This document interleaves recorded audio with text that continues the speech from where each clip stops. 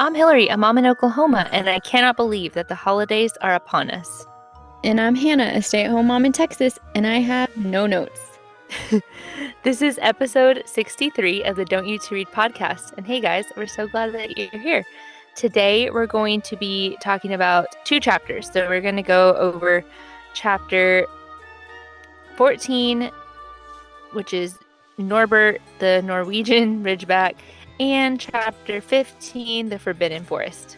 So yeah, let's get into it. Okay, so do you have notes or no? Like Um, no notes, like it was perfect, or you just have no notes? no, I have notes like annotations in my book, but I did not actually like keep a running note. So this will be interesting. Well, I do, so I think we'll be fine. Yeah. I mean, I just read them, so I have a lot of annotated stuff. I'll follow along and I'll throw in my comments. Okay, so we ended on chapter 13. We talked about how but it's been a couple weeks since we've talked about this, but Harry sees Snape go to the Forbidden Forest, and he saw him meeting with Quirrell, and Harry said they had a weird reaction, and he updates interaction, sorry, weird interaction, and Harry updates Ron and Hermione. So that's kind of where we ended. And of course, the kids are all like onto Snape. They think they're convinced he's the villain in it. Okay, so then we go into right into 14. Norbert, the Norwegian Ridgeback. I don't know why I'm struggling to say that. It's like a tongue twister. So we have a note that Quirrell, he is not doing well.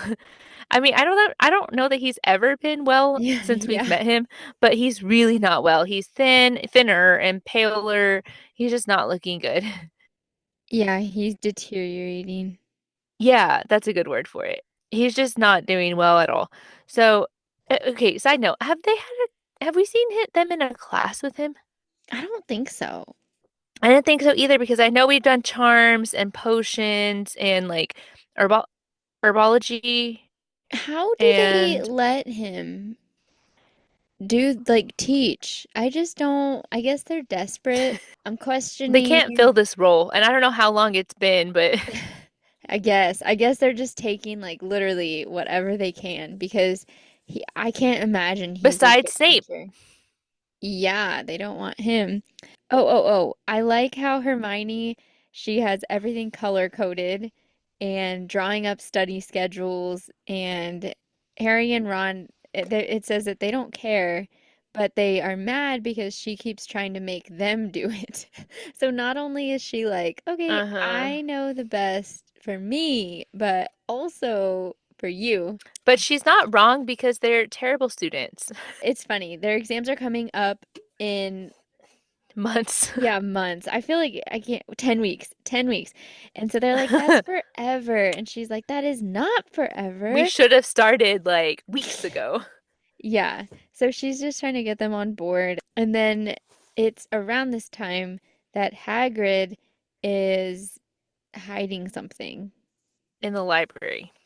Yeah, in the library. They're there in the library because I guess they're still like trying to research Nicholas. So they see Hagrid and he's like being real cagey as he always is.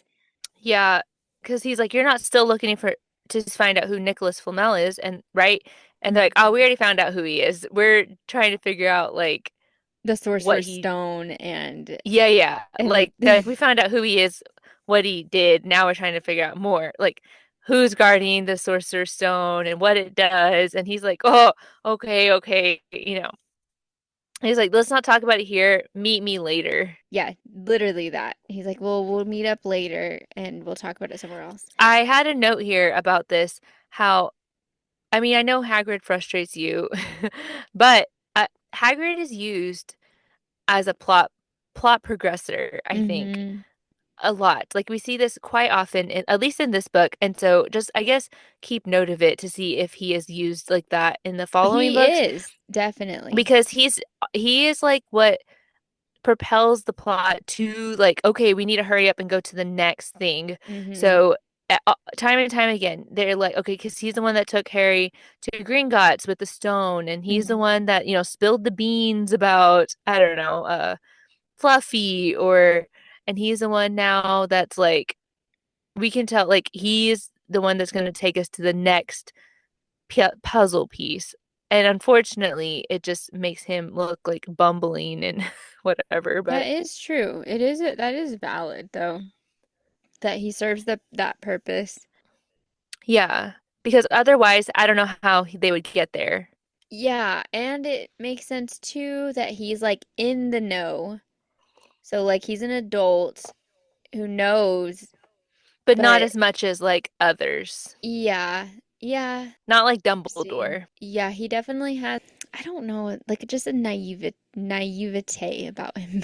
He's very childlike. Is he is aware that they're not supposed to know, and he's like, don't be blabbing about this to the whole library. And so Hmm. he is trying to keep them on the down low. But or no, Ron is like, well, I'm gonna go see what section he was looking at the library, like, because that he was hiding something. He was looking in the section at the library, so I'm gonna go see. Ron finds the pile of books that the area that Hagrid was looking at, and they are all involving dragons. Hmm. And hey, or who mentioned, one of them mentions, oh, Hagrid said he's always wanted to own one, so we better not be doing that. Yeah, Harry said that, and Ron is like, no, no, no, because we're still getting some world building here where dragons, so dragons. This is like the first time I mean, we did see that Hagrid wanted a dragon, but this is where Ron is kind of like telling us, the reader, about dragons and how they interact with this magical world. And so basically, he says that dragon breeding was outlawed in 1709, and he says it's because it's hard to stop the muggles from noticing if the wizards are keeping dragons in the gardens. And he says that you Yeah. cannot tame them and they're dangerous. And they say how the Ministry of Magic, they have to like do spells to, if the muggles see the dragons out in public, then the Ministry of Magic has to, I guess, alter their memory. So that's it. Yeah, to make them forget, which is interesting. Like Men in Black.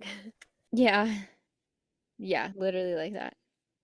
Okay, so then they go to Hagrid's hut and just trying to get information. And so they make note of how it's very warm inside well, it's warm outside because we're approaching spring, right? But he has his fireplace on and his house is hot on the inside. So they're trying to get information out of him about like what he knows about the stone and how to get past Fluffy. And again, they mentioned on what else is guarding the stone, which, like you said, I never could figure out how they knew something else. I guess just the only reason is because, well, Snape said, like, they overheard that conversation with Snape and Quirrell, so they assume there's more there than that. They put a lot of assumptions on there. Like they assume Hmm. they're talking about the stone and assume it's like a spell and whatever, whatever. So they're trying to talk to Hagrid about that.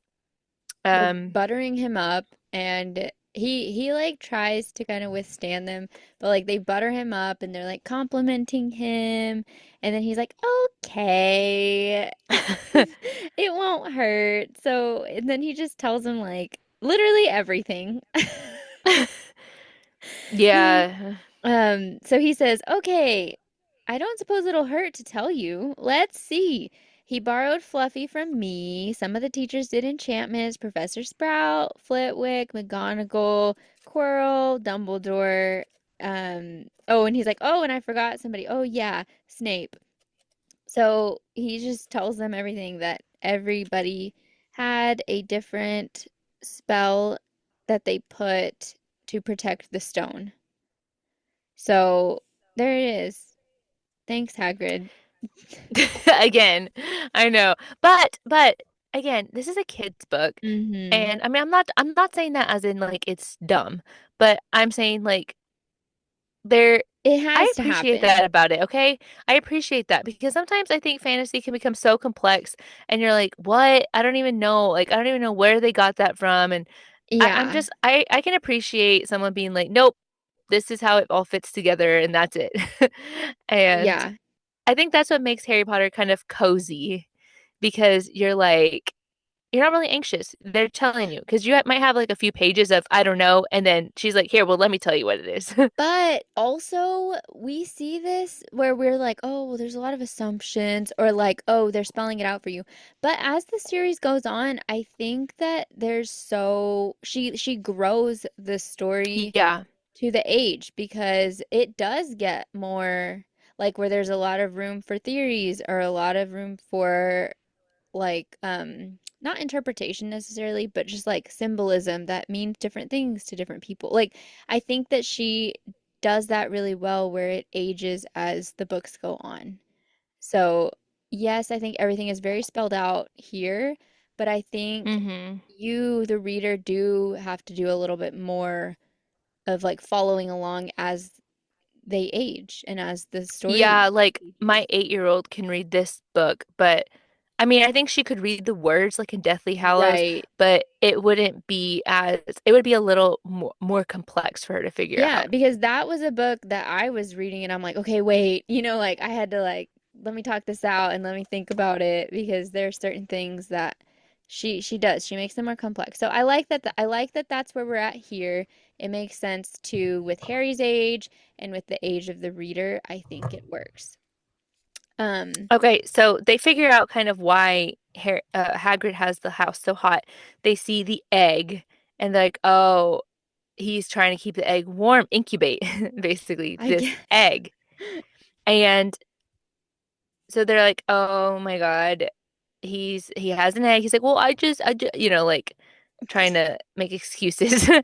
Um, and they're like, you shouldn't be doing He this. It's won it. wrong. He won it gambling and I feel like he's just so excited about it. Like I don't He feel doesn't like care. no, it's like he's so happy and the kids are trying to tell him like this is a problem.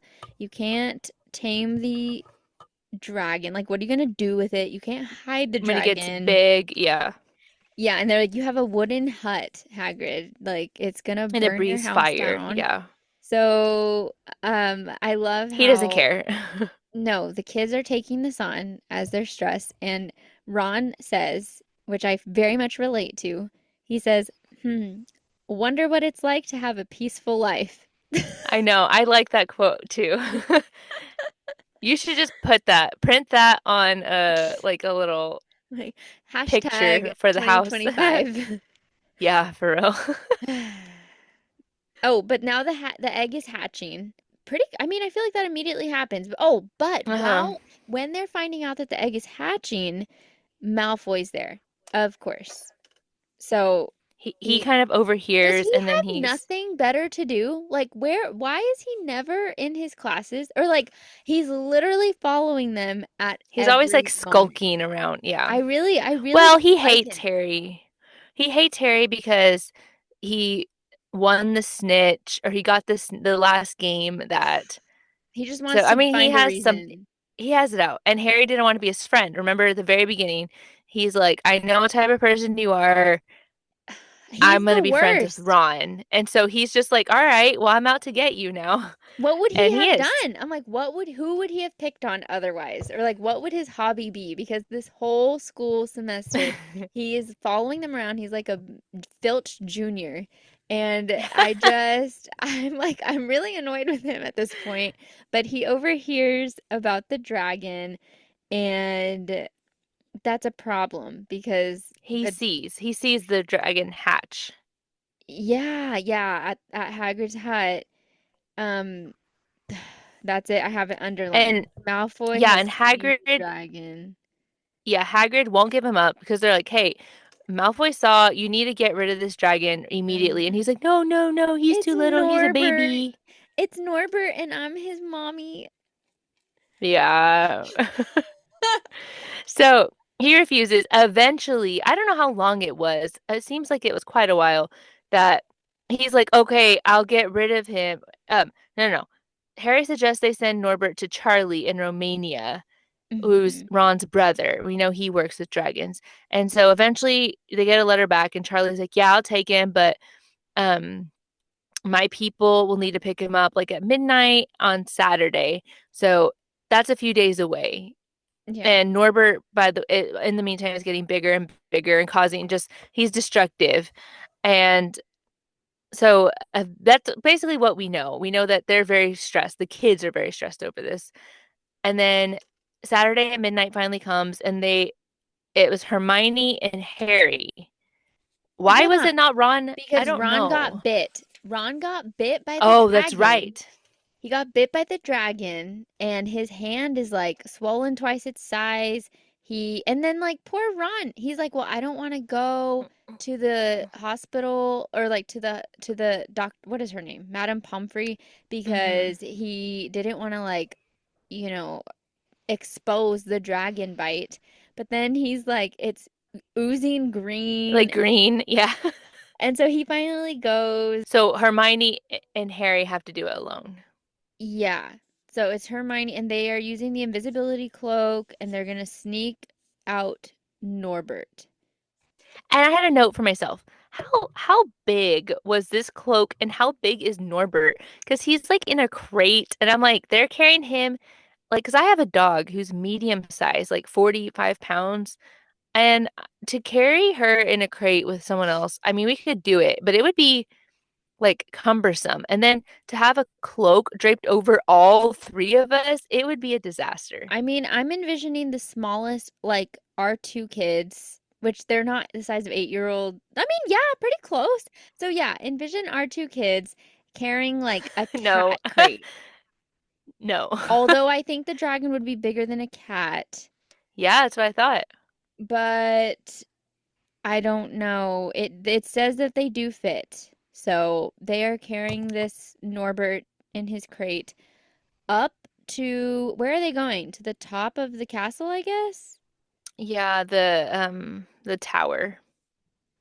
Yeah. So So they're going, and the part I thought was funny was Malfoy's caught. So by McGonagall, and it says she's like in her robe and hair net and everything. So she's yeah. angry. She's like 20 points from you. You have detention. You're a liar. Because he's like, no, no, no. They were just sneaking a dragon or whatever. And she's like, you're a liar. Get out of here. 20 points. So Harry loves it. He's like, justice, for all the chaos he causes me. So they are able to do the transfer with Norbert. They come, pick up the dragon, take him away. But I had a note here, but the big dummies, Hermione and Harry, forget the cloak and are just walking down the tower, Hmm. just not paying attention. And they run into McGonagall, who sees them. Just dumb, rookie mistake. And that's where chapter 14 ends. Which it was good, I think, that we did chapter 15 with it because it just literally picks right up right there. So, chapter 15, The Forbidden Forest. And so as Professor McGonagall, she's already dealt with Malfoy, and then she has Neville because Neville has gotten out of bed too. He like followed Harry. He said that he was trying to warn him because he heard about Malfoy and whatever. So Neville's getting involved. And so now Professor McGonagall, she's just like over it. She's like, there's 4 kids out, which is her biggest thing. I feel like this is her trigger. Kids out at bedtime because this is always when she like loses her mind the most. And so she's like, "There's 4 of you out. Like, what is wrong with you? What is going on?" And all this, she's convinced that they were tricking Malfoy, that there's a dragon, that it was made up to get Malfoy out of bed and to get him into trouble. And she's like, "Oh, ho, ho, you guys think it's so funny." And funny that Longbottom also overheard it and believed it too, which this made me sad because that's not He what was sad. happened. Yeah, that's not what happened. And Harry was like, "Oh no," because he sees that Neville is like sad and feels like an idiot. And Harry is like, doesn't say anything. What's he supposed to say, I guess? Because he doesn't want to say that, yeah, the dragon was actually real. Whatever. They all get detention. I had a note here because Betsy was commenting on one of her posts how because we had said something how Neville is we're like how did he even get into Griffin like because we've made comments like other people have made comments too like how did he even get into Gryffindor? You know, he is such a disaster and um but she made a comment how but she Neville is not I mean he may not be like the bravest soul, you know, but he is very loyal. And so that we do see that pop up, at least in this situation, that he was willing to get himself in trouble. And he didn't even he wasn't even like outing them either. You know what I mean? He was just like, hey, I was just trying to help you. Every step of the way, he's just been trying to help them. Oh, and they lose like so many points in this because they're all 50 apiece. Yeah. yeah, which is not good for Gryffindor. And then it says Harry couldn't sleep because he could hear Neville sobbing in his pillow All for night. I hours. know. Oh my gosh. And I'm like, that was the moment. He should have told him. I don't know that it would have made it better, but he should have said, like, hey, it wasn't a joke on you. I don't I know. think Harry was honestly over all of it. He was like I that because we see that hang But on, I have the notes. Neville might have snitched him out. So I guess who can he trust, I guess. Well, because it says like Harry and Hermione and Neville, they're really all like basically depressed. So Harry has become like the most hated student because everyone found out like, oh, he's the one that lost us all these points and now they were in the lead and now they're not. They're losing. And so Hermione's not answering questions in class anymore. Mm. And he's kind of over it. And we see that again that Ron's like, let's investigate. And Harry's like, no, we're done. Like, we're not doing any more investigation. We're done. Like, he's just discouraged. Like, I'm tired of being in trouble, whatever. So he hears Mm-hmm. Quirrell's voice when he's walking, and Quirrell's whimpering, no, no, no, please, not again. And then he's like, all right, all right. So that's all Harry hears, okay? And he sees Quirrell run out of the room. But Harry is sure that Snape was in the room too. But we don't, the readers, we see no reference to that.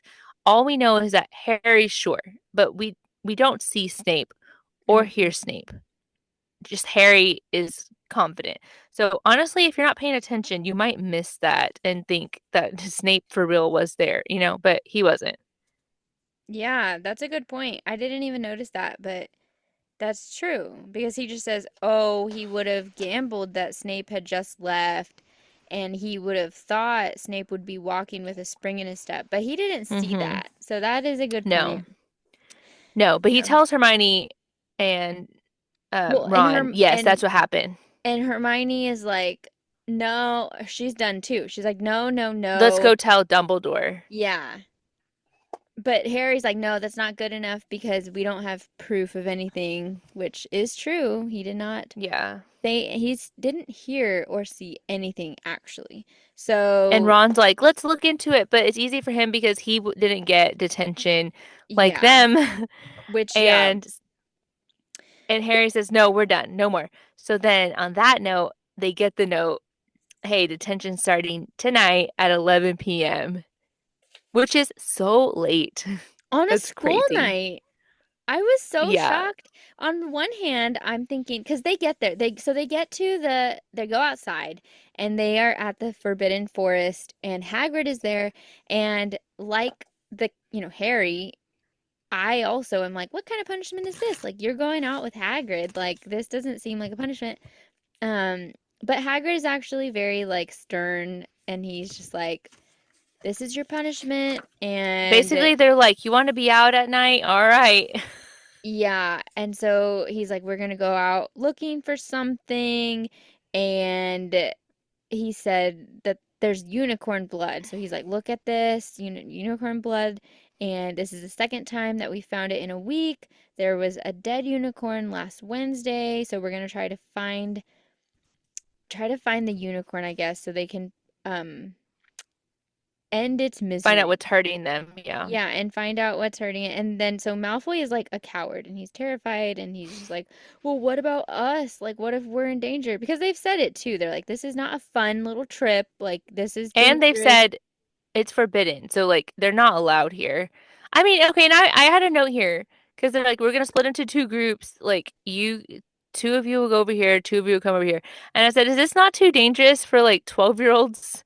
I'm with Yeah, Malfoy. I'm like, they because he's like, all right, just shoot off some green sparks if you need me, red if you're in trouble. Good luck. Go try to find what creature is attacking these unicorns.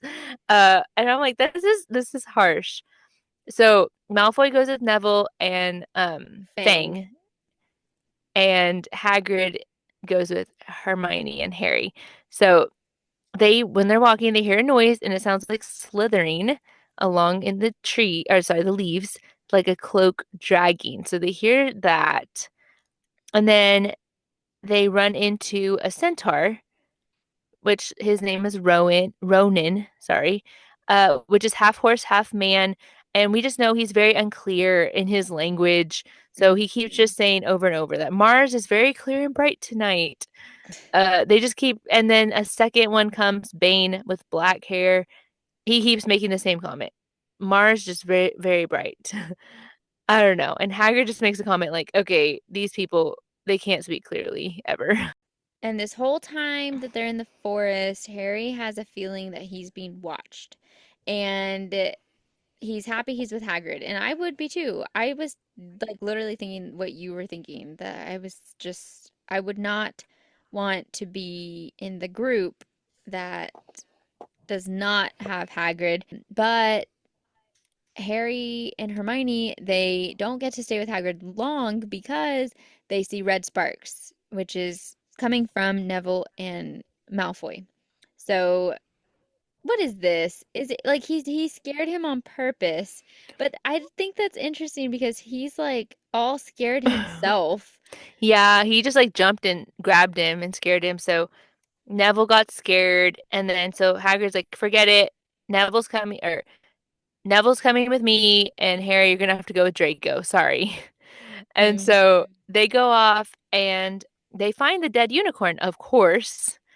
Hmm. Harry and Draco, and they hear slithering. So Malfoy's spooked at this point. I mean, they both are. They're spooked, and it gets weird. That's my comment. It gets weird here. So then they look over, they see a hooded figure crawling on the ground to the unicorn, and it started drinking the unicorn's blood.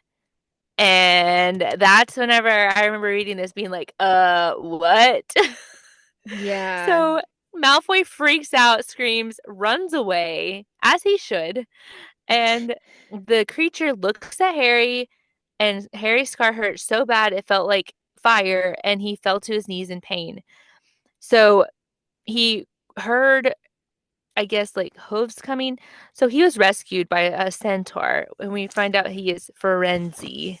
Is that how you say his name? I was hoping you knew how to say that name because I don't know. I don't either. I never know. I'm like, oh, I don't Okay, know. that's what I think. But we quickly see that Bane and Ronan, the two we had met before, they are not happy with this. They don't want him to get involved. They said, you shouldn't go against what the heavens have said.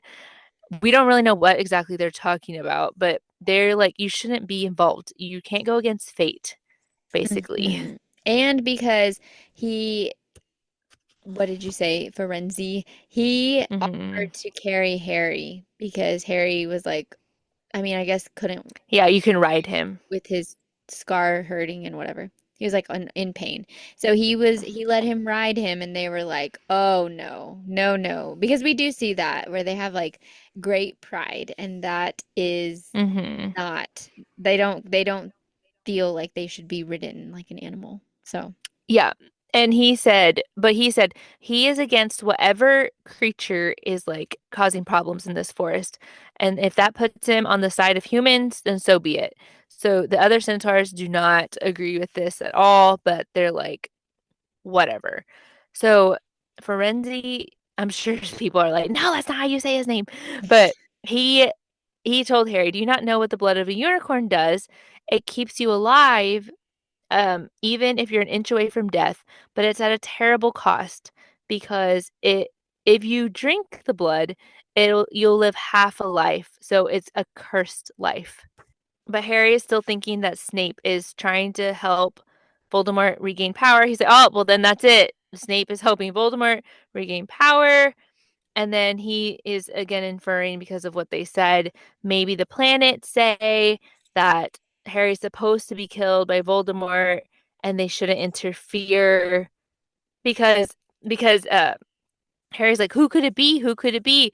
And Frenzy's like, you don't know anyone, Harry, who's trying to regain power that, Hmm. was near death. Like, again, putting it together for you. And he's like, oh, that was Voldemort. So Yeah, that was interesting. But I had a note. So fast forward 30 seconds for if you don't want a spoiler. Did J.K. Rowling know, like, but did she put this line in here knowing how Deathly Hallows will end? 100%. It's a crazy though, right? Like insane. 100% Book because one. I remember reading that or watching it in one of the documentaries or somewhere where she had it all written or like the plot for all of it before she started the first book. That's insane though. Like, I mean, I don't know that a lot of authors do that any at all. Because you can Yeah. tell they just make it up as they go and start, Hmm. you know what I mean, writing things more and more and more. Because they're like, well, I don't know where the world's going yet. And she's like, no, I know, like book one. Hmm. Yeah, it is. It's So that was crazy. like a foreshadowing, basically, of what the heavens were saying was going to happen. So whenever he gets back to his dorm, he finds his invisibility cloak folded in his bed sheets, and the note says just in case. Who left this for him? I don't know. Hmm. I don't I know I thought either. I assumed Dumbledore, And just in case what? he needs it This again, I this is why they guess. spell it out because I'm in my 30s and I'm like, wait, wait. I assumed Dumbledore, but I don't know. Okay. Not McGonagall. She does not want him out of bed again. And that is the end of chapter 15. Yeah. So a lot of ground covered there for sure. So update for you guys that are listening. Next week we're off. We're not gonna record, and so there won't be a new episode next week because of Thanksgiving. But after that, the week following, we will do chapter 16, and then the week after that will be chapter 17, and we'll be done with book one. Yeah. So are we doing just one chapter next? I think so because I was looking and they're like 30 pages each. So Okay. they're kind of big. Okay. Then I guess the next time we come back, we'll do chapter 16, which is through the trapdoor. And then the conclusion. That's it. So I hope you guys have a good Thanksgiving and all the festivities. But yeah, we have two more episodes though for you guys. And then we'll have a break for Christmas, which is crazy. Yeah, let us know how you guys are spending your holidays. If you're reading, if you're done with the book, if you've been reading, whatever. Tell us anything and everything. You can comment here where you're listening or on Instagram. Which speaking of Instagram, where can we find you, Hillary? I'm at Hilary Reads, And I'm at Hannah Reads. and our podcast is that Don't You To Read podcast, all on Instagram. So come follow us and come chat. We love to hear what you guys are doing or reading or anything, what you think. So, and thank you for sharing our episode. It means a lot to us and it helps us find people that like this sort of stuff. Thanks for All right. Happy listening. Thanksgiving. Happy Bye. Thanksgiving. Bye.